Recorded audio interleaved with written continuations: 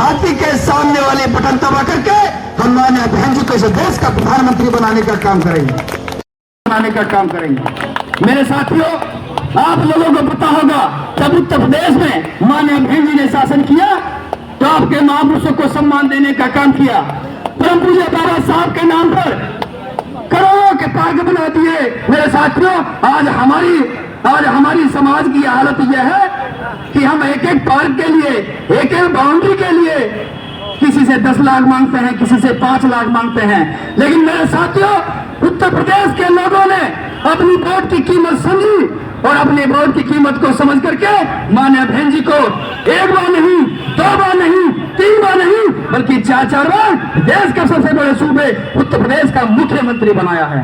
और साथियों, माननीय बहन जी ने 1 बीघा नहीं, 2 बीघा नहीं, 3 बीघा नहीं, बल्कि 400 एकड़ में हमारे महापुरुषों के ऐसे पार्क बनाती है जो आज हम सबकी सम्मान और सम्मान से हम आज कह सकते हैं कि हमारी बहन जी ने बनाया है। मेरे साथियों, लखनऊ, उत्तर प्रदेश में लखनऊ स्थित है। उस लखनऊ को पहले बागों के शहर के नाम से जाना जाता था। किसके नाम से जाना जाता था? बागों के शहर के नाम से जाना जाता था।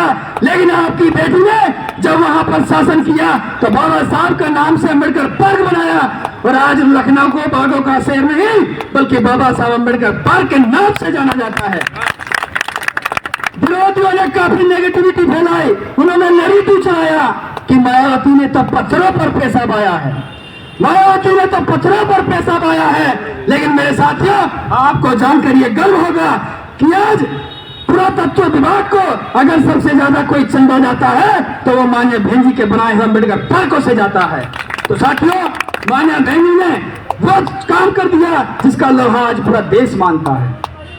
और मेरे साथियों, आप लोगों को माननीय बहन जी के संघर्ष से प्रेरणा लेकर के आज हमें कसम खा के जानी है।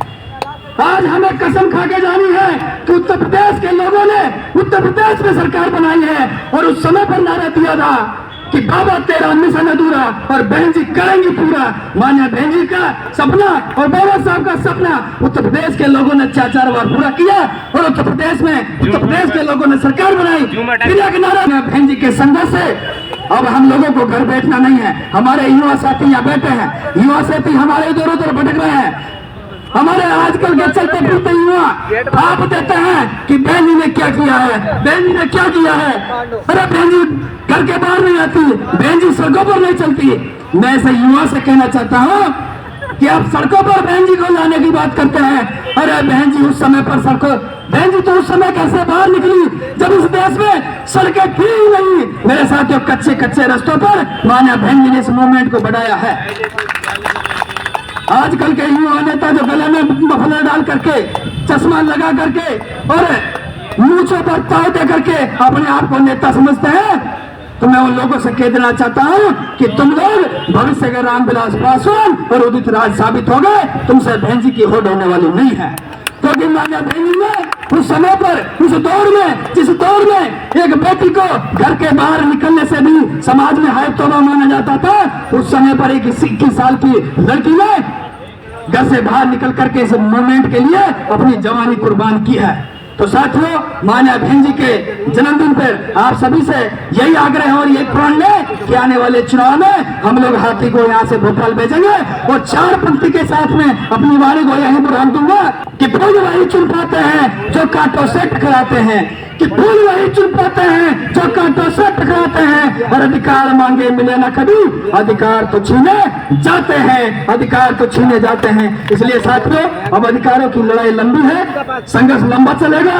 हमारे लोग कहते हैं कि बीएसपी तो जीतती नहीं है, बीएसपी तो हारती है। अरे ये शासक बनने की लड़ाई है, कोई छोटी मोटी लड़ाई नहीं है। ये देश का राजा बनने की लड़ाई है। और आप तो वो लोग हैं, आप तो वो कौम है जिस कौम ने इस देश में पानी भी संघर्ष करके पिया है। तो फिर ये तो राजा बनने की लड़ाई है, इतनी आसानी से मिलने वाली नहीं है। मेरे साथियों, संघर्ष तो लंबा चलेगा। और 4 लाइनें कहूंगा कि जरूरत चंद मान लोगों की मैं दावा से कहता कहता हूँ कि हो सकत है, कि मैं दावा से कहता हूँ कि हो सकत है। जरूरत चंडीमान लोगों की फकत है, और मिलकर बढ़ाओ एक कारवा मेरे बाबा के बच्चों, क्योंकि दिल्ली की संसद तुम्हारी राह तकत है, तुम्हारी राह तकत है।